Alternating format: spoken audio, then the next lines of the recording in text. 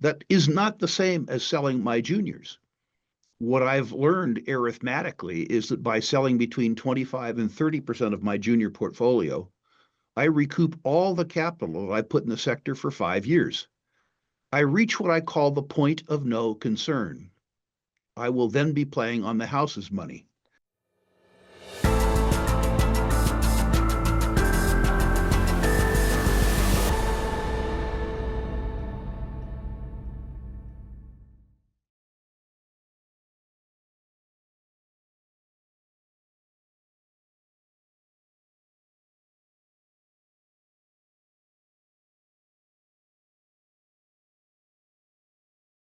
So, Rick, I have this concern and tension, and I've been working through it, and maybe you're going to be my therapist here for the next little while.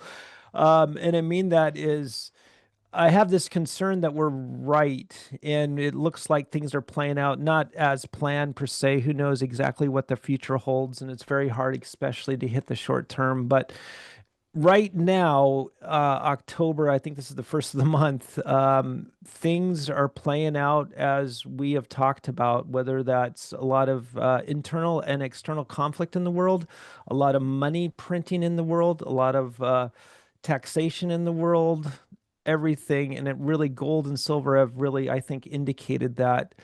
Help me work through that. What are your thoughts on where we're at in dealing with what we're going into, what we seem to be going into? Well, first of all, let me say that concern is part of becoming a good investor. So congratulations for being concerned. Always question your premise, always question the market that you're in, always question the information that you're receiving, and always question your process. So first of all, congratulations for being concerned. Thank Now, you. 3 ways to answer the question. First of all, being concerned about being right. The truth is that being right around the precious metals narrative involves concern. Precious metals do well when people are concerned about the maintenance of the purchasing power of the US dollar. So the fact that you're concerned that the set of circumstances is permissive for gold and silver is right in many regards. The set of Mhm. circumstances that makes that part of our portfolio do well is in fact concerning. My belief is that the US dollar loses 75% of its absolute purchasing power over the next 10 years. That is concerning. Yeah. Uh, so, on the level of your life, on the level of our society, the circumstance that we're seeing unfolding in front of us today is concerning. We will get through this. And I know that's not the concern you're talking about, but I want to tell you that. When uh, Eric Sprott bought my business and I became part of Sprott, I remember having very deep conversations with Eric. And I said, Eric, as an investor, what would you see as the flaws in my style? He said, Rick, you're afraid to be right. When I the set of completely circumstances, relate. I completely relate. Go ahead. he said, when the set of circumstances, particularly micro circumstances around the firms that you're investing in is correct, go, go. Uh, so that's the first modifier, I would say. The second modifier is time. If I'm correct, the next 10 years, if we see a decline in the absolute purchasing power of the order of magnitude I suggest, 75%, I suspect that the gold price, at least in nominal terms, US dollar terms, will reflect the decline in the US dollar, which is to say, it wouldn't surprise me over 10 years to see the gold price in nominal terms, not real terms, but nominal terms, rise 3 or 4-fold. This isn't out of line. In the decade of the 70s, the last time the US dollar lost 75% of its purchasing power, the gold price ran 30-fold. It's important to note that since 2000, the gold price has already run 12 or 13-fold. So don't be looking for a 30-fold return from here. In the decade of the 70s, the gold stocks as a group, measured then by the Philadelphia Gold and Silver Stock Index, outperformed gold about 2-to-1. I have no idea if that holds today. I suspect it doesn't because there's so many more of them that the probability of laggards and scams is higher. But If they outperform the bullion, which I think they will, what that means is that over 10 years, we have a very good market in front of us. Your audience, however, doesn't live in 10-year increments or even 5-year increments. Many of your audience has trauma holding stock over a long weekend. And for that audience, you have an absolute right to be concerned. The gold equities are on fire. And the bull market that we've seen, while it's followed a traditional pattern, which is to say led by the bullion, then by the best of the best, then by the best of the rest, the progression down the quality trail, the progression from very conservative to speculative has taken place in record time. The financing windows for juniors isn't open, it's wide open. Juniors with questionable values are going out to raise $5 million and coming back with 15. That means in the near term, this market is concerning to me. Concerning enough that I am right now, and have been for 2 weeks, selling enough of my junior portfolio that I take all of the capital I have invested in the sector off the table. That is not the same as selling my juniors. What I've learned arithmetically is that by selling between 25 and 30% of my junior portfolio, I recoup all the capital that I put in the sector for 5 years. I reach what I call the point of no concern. I will then be playing on the house's money. The phrase point of no concern is to differentiate it from holding stocks into a bear market. That's called the point of no return. I have the ability, by selling some of my portfolio, which I'm doing now,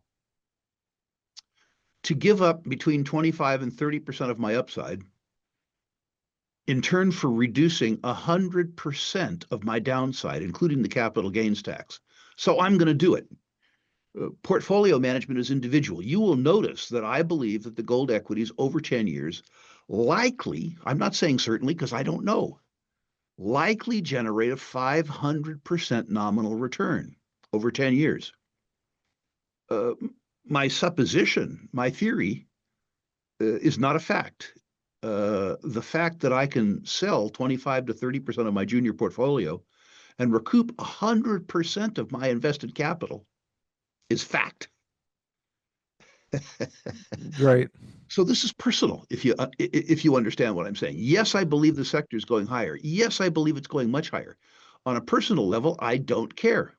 By the way, I'm putting a reasonable amount of that cash back into gold, physical gold, and back into the best of the best gold stocks, which is to say, I'm maintaining the beta in my portfolio, defining beta as the amount by which the gold sector outperforms the broad market. I'm reducing the alpha, even though I think it's going higher. I would refresh the memories of the older part of your audience and introduce a memory to the younger part of the audience. In the decade of the 1970s, the gold price ran from $35 an ounce at the beginning of the decade to $850 an ounce at the end of the decade. Pretty good run. In the middle of that run in 1975, the gold price fell by half and the gold equities fell by more than 60%. You can have a 50% decline in a secular bull market, a cyclical decline in a secular bull market. There were a lot of people who went into 1975, real hardcore gold bugs, who had their faith shaken and got shaken out. Those who got shaken out missed a move from $100 an ounce at the bottom in 1975 to $850 an ounce. By taking all of my money off the table, I will not be shaken out. When I'm operating on the house's money, if I believe my thesis is sound, I become extraordinarily patient. So that's where Yeah. I'm delighted to hear you express concern. I think that the process of being concerned is what makes somebody a good investor. Makes somebody focus on investments not in the context merely of the macro, but also of the micro, and personalizes it. Your job, Andy Millette's job, is to make his family more secure. And Yes. you do that not by being terrified, not by being so afraid that you lie in fetal position in the corner and don't do anything, but rather that you act rationally, both in the context of the market, but also in the context of how you want the market to behave for you. Hmm. Very well said. I really mean that. And again, I was thinking about our talk today and that was the number one question. And really, it's been through the past, I would say 6 to 8 weeks, my portfolio, and I work with a portfolio manager. We've been selling, and I still have a lot of gold stocks. To all my viewers and listeners, don't get me wrong. I am also like Rick. I'm not negative by any means. Longer term on the sector, I'm not even. I don't even would say I'm negative short term. I just see it getting it's very frothy, and I'm very uncomfortable, is what I would say. I'm not uncomfortable long term at all. Right. You mentioned before we went on the air that you're starting to get calls from people inquiring about gold. A lot of I would calls. point out to you that participation in the gold market in the broad economy is still nil. Hmm. Most investors, I'm sure if you went to a financial planner in Atlanta or somewhere like that, the average financial planner, right? He or she would have a difficult time spelling gold. You and I operate in a community that focuses on gold. So the fact that our own community is energized, we're extrapolating this little gold ghetto that we live in Hmm. to the broad society. Right. Uh, there's a statistic which I have quoted in interviews with you in the past that I would like to repeat, and it may have changed. I don't have the updated numbers. But a couple of years ago, JP Morgan Chase said that the market share of precious metals relative to other asset classes in the United States was below 1/2 of 1%, which is to suggest that gold denominated assets comprise 1/2 of 1% of the total savings and assets in the United States. The 4 decade mean market share was 2%. If gold reverted to mean, that is to say, went from 1/2 of 1% to 2%, demand for the stuff would quadruple. So I do believe that the market has legs. I really believe that. And I don't care. I have the ability to get myself to my intermediate um, market goal right now. And I'm going to take it. And I should say, for the benefit of your audience, that I am not reducing markedly my total gold portfolio or even my junior portfolio. I'm reducing my junior portfolio by between 25 and 30%. And I'm reinvesting about half of those proceeds in gold, in Franco-Nevada, in Wheaton Precious, and in Agnico Eagle. I think another thing that you have to look at with regards to gold stocks, I understand I'm sending a positive and negative message here. I'm selling while believing. Um, if you look at the shares of the high quality gold companies, the ones that are starting to generate free cash, what you will learn is that on a net present value basis, uh, if you define net present value as the future value of free cash flows at today's gold price, Agnico Eagle is cheaper today than it was 18 months ago, despite the fact that the share price doubled, because the amount of free cash that they generated at $3,700 gold relative to the amount of free cash that they generated at $2,200 gold is markedly more. It's a strange concept to introduce to people that a stock is cheaper after it's doubled. But on an arithmetic basis, that's true. Hmm. So I'm de-risking my gold portfolio as opposed to exiting my gold portfolio. I will say I'm building net liquidity, which is to say I'm taking some money all the way out of the sector. And I'm deploying that money in the oil and gas sector, which we can talk about later in the interview. Well, I would love to talk about that. Let's pin that thought, though. I would love to talk about that, but I just want some clarity because, well, which you gave me clarity. I am reiterating what you said. You're deploying it into the best names, if you would, because of cash flow and because they're actually cheaper than they are despite the share price. Well, in spite of their share price, they're actually cheaper than they are right now because of the cash flow that they're generating. Correct? Correct. Free Interesting. cash flow. I mean, it's important to note that after a long hiatus, the best of the best in the gold mining industry is delivering free cash flow, which is to say cash flow in excess of their needs in the business for sustaining capital and development capital. Mhm. Many people define cash flow on a project basis and don't take into account tax or general and administrative expense or sustaining capital expense. They just talk about cash flow in excess of AISC. That's illusory. You have to look at free cash flow above necessary development expense, above necessary sustaining capital expense, above taxes and royalties, and above G&A.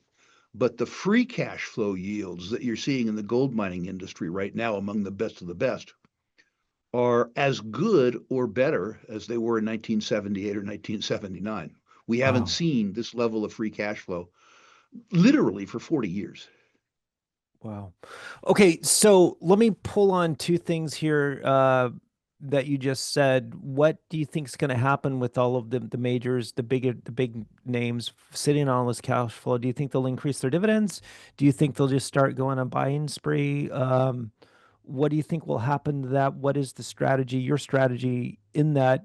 Not only buying value, but are you buying into a company strategy and outlook? That's number one.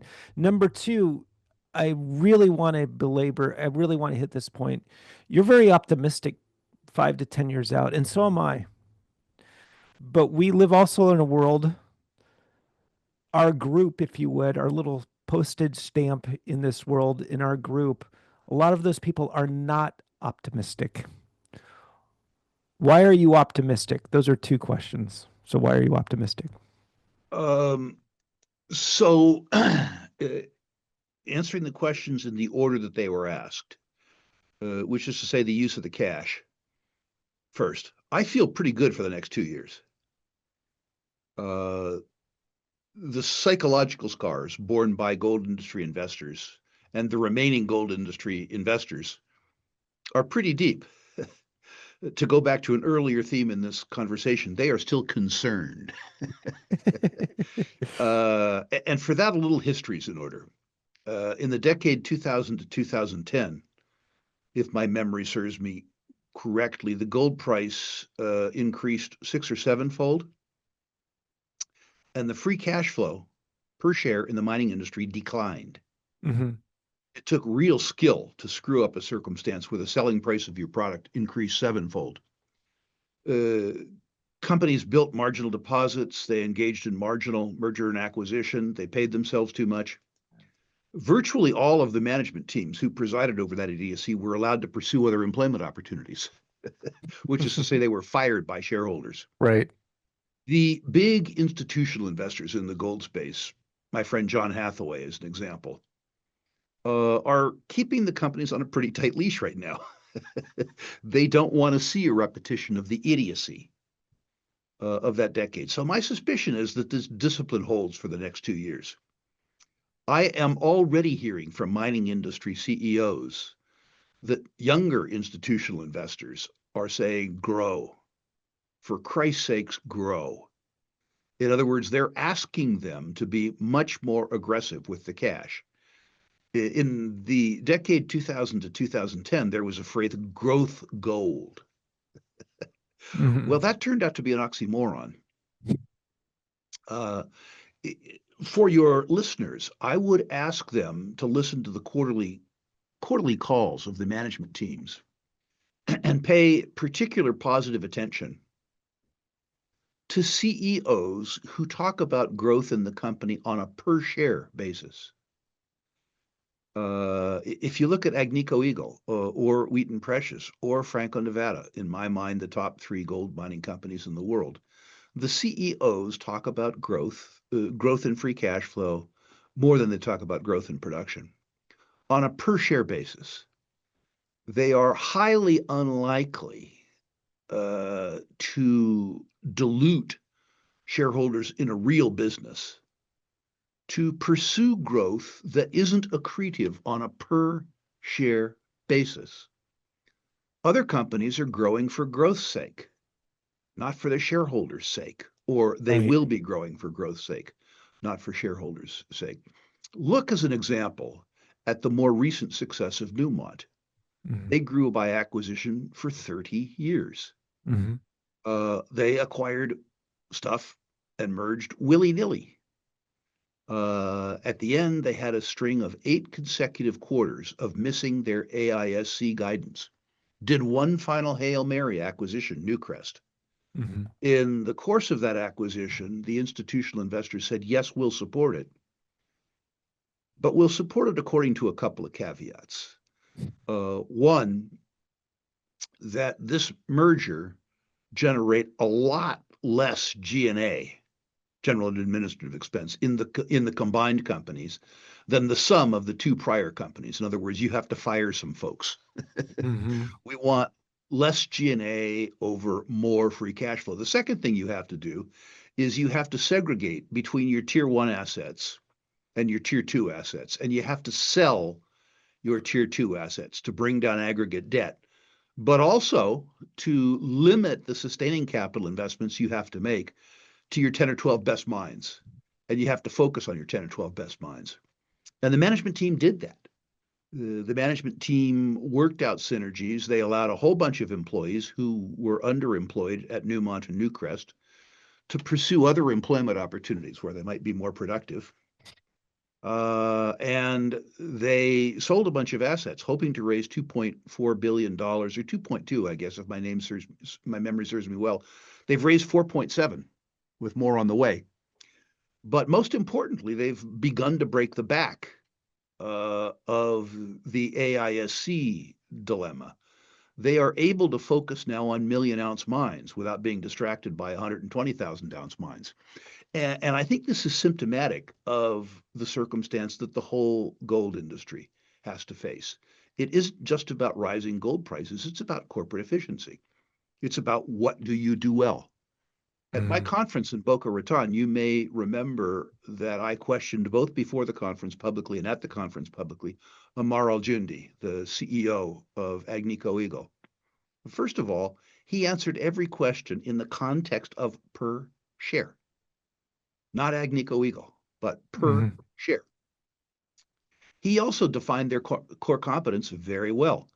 He said they seek to be good, disciplined allocators of capital, but what they really are is a great construction company. They build mines well. You know, they focus like Ohio State used to on blocking and tackling. And he said in the future, they aren't going to grow for growth's sake, but rather they are going to acquire and build mines in the fairly immediate vicinity of where they have existing infrastructure Mhm. so that the new deposit provides additional leverage on capital already spent.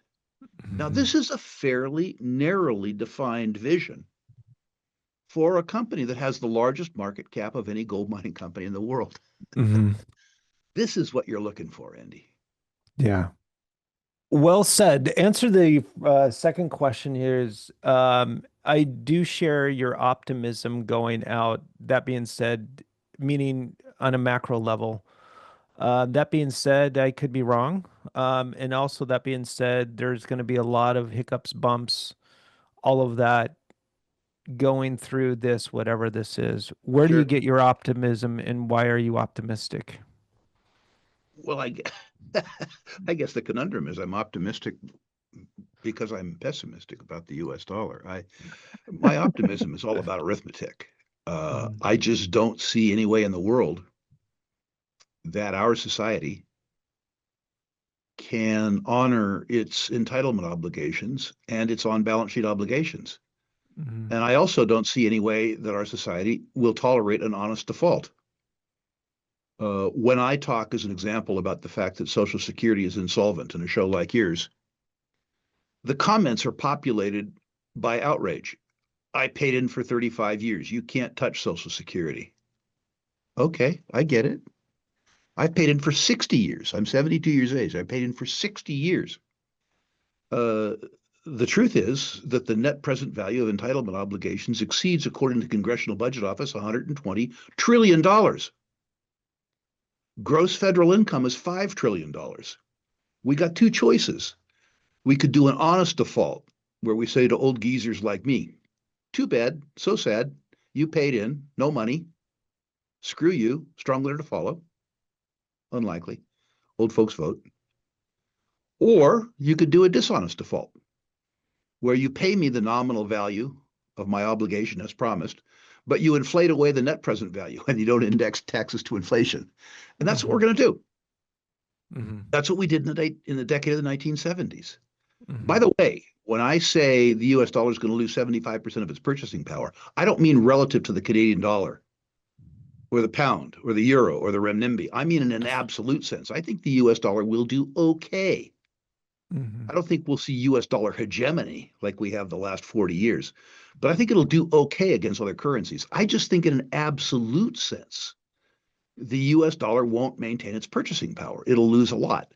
The consequence of that is that I think the nominal price of gold stays the same,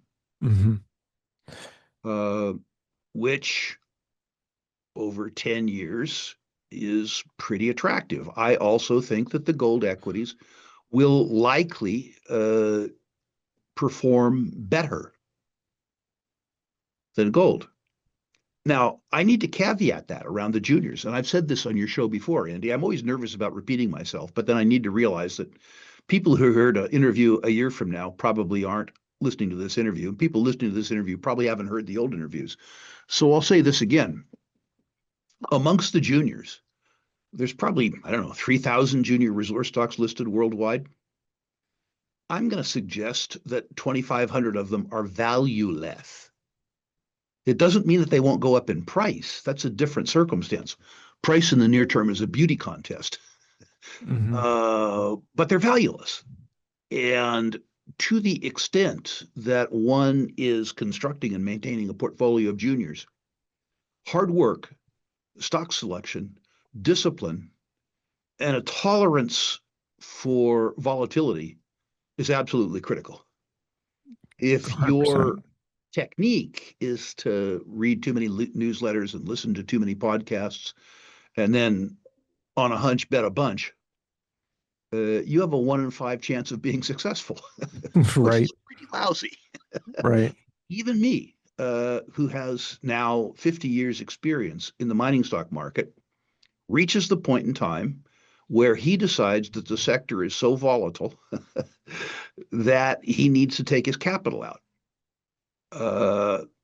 Notice I didn't say I'll sell all the stocks. I'm going to repeat this. Take my capital out. If I need to take my capital out, I'm an old, fat, rich guy. People who work less hard, people who have less education in the sector need to manage their risk better than I. Well said. And that I want you to talk about the Rule Classroom, how people can invest in themselves, as well as you analyzing portfolios. To all my viewers and listeners, I would think it was 3 years ago you analyzed my portfolio. I probably need to send it to you again. But you analyzed my portfolio. It's not probably, it is the best value I see out there in this space. So tell me about that, and then we'll talk about value investing and where we see value. But go ahead. Well, at least 3 ways to interact with me. The first, the gateway drug, if you will, Andy, is that any of your listeners who want can go to my website, Rule Investment Media, list their natural resource stocks, and we'll rank them 1 to 10, 1 being best, 10 being worst. And we'll comment on individual issues if you think our comments have value. I say we because it isn't just me. There's a team that does this. And that service is absolutely free. Please no crypto. Please no pot stocks. Please no tech stocks. Just resource stocks. Rule Investment Media. List your natural resource portfolio. Please, no laundry list of 100 stocks that you're thinking about buying. The stocks that you own or are seriously considering. And we'll rank them for free. For free, Andy, means there's an absolute money-back guarantee because we charge you nothing. The second thing we have is the Rule Classroom. which is an educational service. And basic membership there, which is enjoyed now by 15,000 people, is also free. There are over 200 hours of instructional programming, including the Introduction to Natural Resource Investing, which is a valuation exercise, which is free. Again, ironclad money back guarantee, discussion groups, interviews, free question and answer every week, good value, free. The third level is that once a quarter, we do a deep dive. We do something called a boot camp. We take one subject, say uranium, say silver, say prospect generators, say single asset producers. We do an 8-hour-long deep dive with industry experts online, including panel discussions, all that kind of stuff. This is not free. It's $99 and 8 hours of your life. We work you very hard. If you're the kind of speculator who buys the Sunday paper for the funnies and the crossword puzzle, don't come. We're going to wreck your Saturday here. And then we're going to give you recordings because we're going to give you more information in 8 hours than you can absorb in 8 hours. So really, it's going to cost you $99 plus 16 to 24 hours. The course plus replaying the tapes once or twice. This also has a money-back guarantee. Every financial product I've ever sold, every financial education product I've sold over 40 years of selling them, comes with an absolute money-back guarantee. If you think after enduring 8 hours of this course that you didn't get your money's worth, I'll give you your money back. Now, in 40 years of offering these money-back guarantees, I've had to refund about 0.1% of the tuitions charged. But I'll do that, no problem. The final product, Andy, you've attended. It's my annual conference in Boca Raton, Florida. You can attend live, which I would prefer because there's lots of nonverbal communication takes place, or you can participate from the comfort and convenience of your own home via live stream. In either case, we're going to work you for 4 days, not 1 day. You're going to endure between 45 and 48 hours of programming in 4 days. The tapes are going to be available for a year, and you're going to need them. I put on the conference that I have to use the tape. And this, again, comes with an absolute money-back guarantee. If for any reason you don't think you got your money's worth, you get your money back. By the way, this year, we had over 700 attendees to the live portion. We had 2 refund requests. That'll tell you that the audience believed, despite the fact that we worked them like trolls, that they got their money's worth. I fully endorse all of the above products, and that is a recommendation that is coming from me. I've participated in all, and I'm benefited immensely from all. To all my viewers and listeners, Rick, let's talk about value here. Let me set this up because I'm looking at a world full of inflation and full of inflated assets. I do see one sector, and this is my own opinion. I want your opinion. I see the best value, and I see it as really, really almost deep value. The only sector that I see currently, and again, this is my own opinion, is in the oil and gas sector, if you would. I love it in here. Nobody's talking about it, but also like the price action, and I'm also looking at futures curves and that sort of thing, and also the craziness in this world that we live in. What's your opinion on that sector? And we've talked about the sector before. You cut your teeth in this business in that sector. So, but yeah, just give me your sense. And are you looking for value? I have deployed capital in this sector. Interested in your 2 cents. I think the oil stocks are where the gold stocks were 7 years ago. I think that the industry as a whole is selling at about half of its fundamental value. And I think the value is going to increase. I mean, I'm talking about the fact I think it's selling at half its value at $65 WTI. Mm-hmm. I think WTI is going much higher. And I think the industry is selling at half its value at $65 WTI. So I think you get, if you will, a double bump, which is pretty exciting. The big thinkers of the world tell you that oil demand will go the way of the dodo in 2030 or 2032. I would ask them, if that happens, how they will fuel all the private jets that they fly to Davos to tell us to drive less. I think peak oil demand doesn't occur in my life, may not occur in your life. I think it happens 35 or 40 years out. The importance of that is that when people do net present value curves, they leave the tail off because they don't think there's going to be a tail. I think there's going to be a huge tail. Hmm. It wouldn't surprise me if we enter into a deeper recession, which will moderate demand for oil and which will postpone the oil stock boom that's inevitable. Uh, so I'm moderating the way I add to my oil and gas position because I'm a little afraid of the economy. That notwithstanding, Andy, I've been investing now since 1971, I guess. Uh, and what that means is I was very impatient when I was a young guy. I had lots of time left on earth. Now that I'm an old guy, I'm pretty patient. And if you delay the outcome of an inevitability by 2 years, if you've been doing it for 72 years, it doesn't matter much. You sort of hope that you're going to be alive through the delay. So people who are traders, people who have trauma holding stock over a long weekend, probably don't want to invest like me. People who are interested in 5-year triples with big, good companies probably do need to consider investing like me. I read a stat the other day, three months ago, maybe, from the International Energy Agency. By the way, no friend of the oil and gas business, which estimates that oil companies on a global basis, including parastatals, are underinvesting in sustaining capital to the extent of about $2 billion a day. Hmm. A day. Think about that. $700 billion a year. When you defer sustaining capital investments, what you do is you impair your ability to produce Yeah. 3 years and 4 years out. Yeah. Yep. um, the underinvestment that I'm talking about isn't going to matter in 2026. Might not matter in 2027. It's going to matter a lot in 2028. Hmm.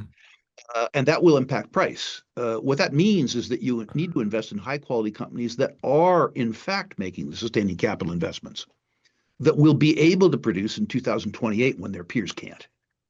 Yeah. Um, the capital that I am net taking out of the gold sector right now is going to the oil and gas sector. Me too. And to all my viewers and listeners, we're not going to go over names here, but I would like to ask you, like building and maybe this could be a potential boot camp for you, building an energy portfolio. Is it similar? Are you looking to just stick with the big names here, if you would, out there, or are you working your way down the chain? I myself am doing both, but I don't want to speak for you. I always believe that you start a portfolio with the best of the best. In other words, you buy the market beta, Hmm. the best of the best. And as you've populated the uh, market beta defined as the outperformance of that sector relative to the broad market, then you can become more speculative with the rest of your portfolio. You look to generate alpha. If you do an alpha only portfolio, your risk is that the sector moves, but you selected stocks poorly. Right. And the consequence of that is that you have failure at the firm level. And despite the fact that you are right about the sector, you don't get the money. Hmm. That's Right. wrong. Traditional bull markets, too, start with the best of the best. So the early part of the revival of a sector always rewards the best companies first. And that's how you ought to be. Right. The oil and gas sector is so deeply undervalued cyclically that you don't need to go down into the juniors. I suggest that you buy the best of the best, you buy the best of the rest, and you don't worry too much about the juniors, despite the fact that the juniors is where I cut my teeth. Hmm. Got it. Well, Rick, we're going to end on that. And I think we nailed it as far as time. If you could, number one, I just want to thank you so much. I really, really do value the time, and also getting to know you. So I can't say enough about that. But if you can give a shout out again to your website, if people want to do business with you, Yep. if they want to a portfolio review, do that again for me. Listen, my message by now, I mean, what I'm about is investor education, which is why I keep most of what I do free. um, Free is a price that's attractive to a lot of people, and it should be. So the best thing I do with regards to the juxtaposition of price and value is the rankings. Understand that the rankings are a snapshot in time. Something could occur in a company a week from now that changes my ranking. But if you use the ranking as instructional or education, you get full value. So rankings, once again, rule investment media. List your natural resource stock. If we know it, we follow about 800 companies in the ranking database. We will assign it a rank for free, and we will comment on individual issues if other comments that might have value. The idea of this, for me, is to introduce you to the Rule Classroom, where there is well over 200 hours of free instructional programming, and where every week I'm available, I conduct a free question and answer session, including company specific. My company answers are long because I use every company question as an instructional platform. In other words, I describe why they have the ranking that they have, what the upside is and the downside is. The recommendation is worth less than the education, and the education is free. Mm-hmm. For people who are deploying a lot of capital relative to their net worth in the sector, I recommend the bootcamps. They are not free, but they're guaranteed, which is to say, if you don't think you got your money's worth, you get your money back. There is an upcoming bootcamp. Perhaps you can link to it. This is the third in our gold series. The first covered physical gold, how to own physical gold, why own gold, how to understand the sector. The second was the best of the best. We've done those two. The third is the rest, where we talk about the single asset producers, we talk about the junior producers, we talk about the developers, the explorers.